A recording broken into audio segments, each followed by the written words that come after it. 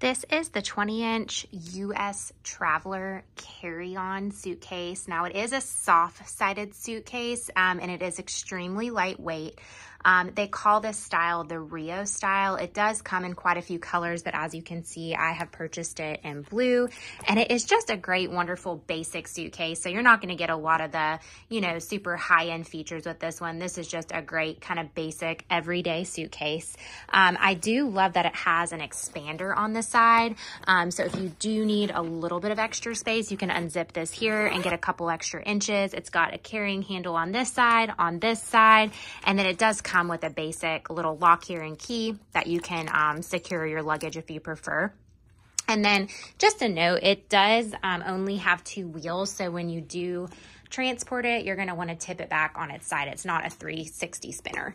And then it's got the telescoping handle like this. It fits so much in here. I have this thing packed to the gills right now, so I'll just show you very quickly. I packed for a couple-day trip. I love that it opens here and then all of your depth is just in the one side here.